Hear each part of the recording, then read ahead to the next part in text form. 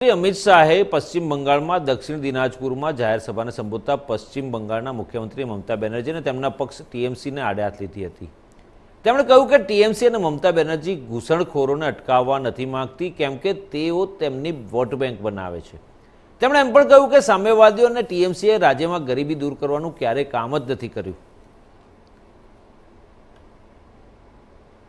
जब मैं यहां आया हूं तब बोल्ला काली मंदिर, देवी बुरा काली, नरवरिया शिव मंदिर और देवी दुर्गा को चरणों में प्रणाम कर कर मेरी बात की शुरुआत करना चाहता हूं।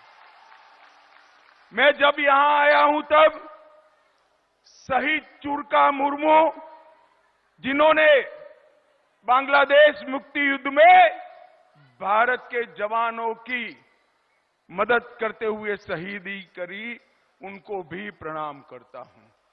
और बंगाल की इस वीर भूमि पर आया हूं तब अनगिनत स्वतंत्र सेनानियों के साथ साथ सुभाष बाबू, नेताजी और हमारे भाजपा के स्थापक अध्यक्ष श्यामा प्रसाद मुखर्जी को भी प्रणाम कर कर मेरी बात की।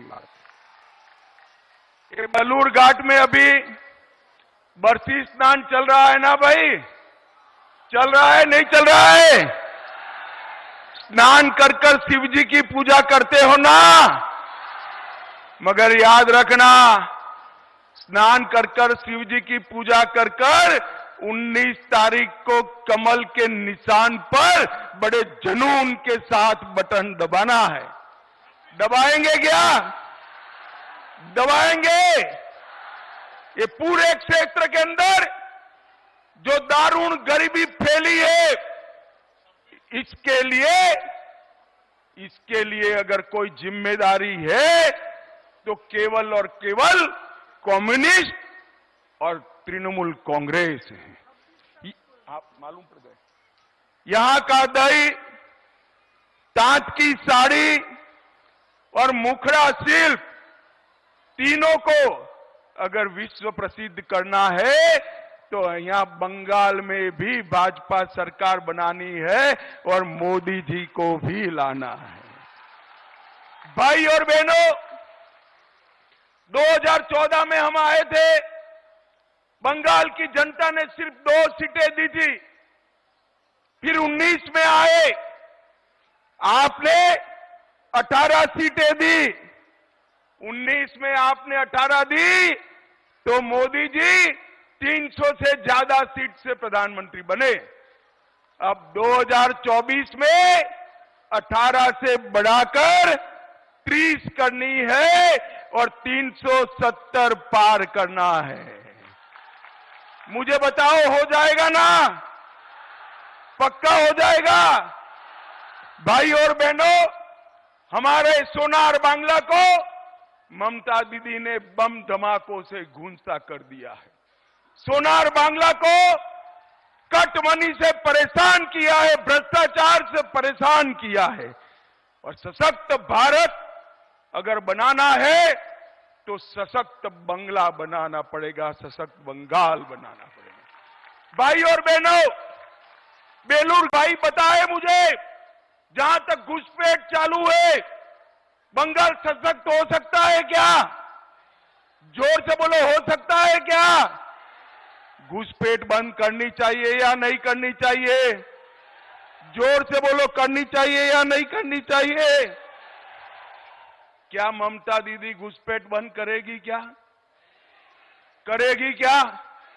वो घुसपैठ बंद नहीं करेगी, क्योंकि वो घुसपैठ यही तो उनकी वोट बैंक है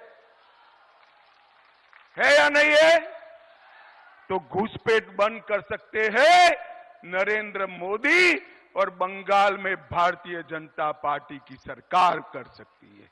भाई और बहनों, आसाम की समस्या घुसपैठ की ऐसे ही थी। आसाम की जनता ने निर्णय किया, भाजपा की सरकार बनाई और अब आसाम बॉर्डर से एक भी व्यक्ति घुसपैठ नहीं कर सकता। घुसपैठ को हमने बंद कर दिया है। और मैं आपको मोदी गारंटी कहने आया हूं 30 सीटें पार करा दो, बंगाल में भाजपा सरकार बना दो, परिंदा भी पैर नहीं मारेगा, किसी को घुसपैठ हम नहीं करने देंगे। भाई और बहन, अयोध्या में राम मंदिर बनना चाहिए था या नहीं बनना चाहिए था? अरे जोर से बोलो, बनना चाहिए था या नहीं बनना चाहिए था? ये ममता दीदी, ये कांग्रेस पार्टी, ये कम्युनिस्ट, ये सभी इकट्ठा मिलकर 70 साल से राम मंदिर को अटका रहे थे, भटका रहे थे, लटका रहे थे। 17 तारीख को रामनवमी है, रामलल्ला का बर्थडे है, और मोदी जी ने 5 ही साल में केस का चुकादा भी आ गया, भूमि पूजन भी हो गया, और 22 जनवरी को भव्य राम मंदिर का निर्माण भी हो गया। 500 साल के बाद रामलल्ला अपने भव्य घर के अंदर अपना बर्थडे मनाएंगे, रामनवमी बनाएंगे। भाई और बहनों, ये पार्टियों ने तुष्टीकरण के लिए राम मंदिर को अब तक रोक कर रखा था। मैं बंगाल की भूमि पर आया हूं, मुझे बताइए, बंगाल की भूमि पर मैं आया हूं, श्यामा प्रसाद जी ने धारा 370 हटाने के लिए अपनी जान दे दी थी।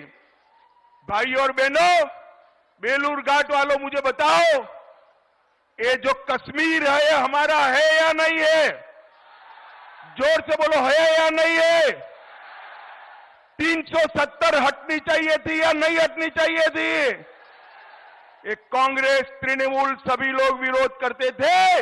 मोदी जी ने 5 अगस्त 2019 को 370 को समाप्त कर कश्मीर को हमेशा के लिए भारत का बना दिया।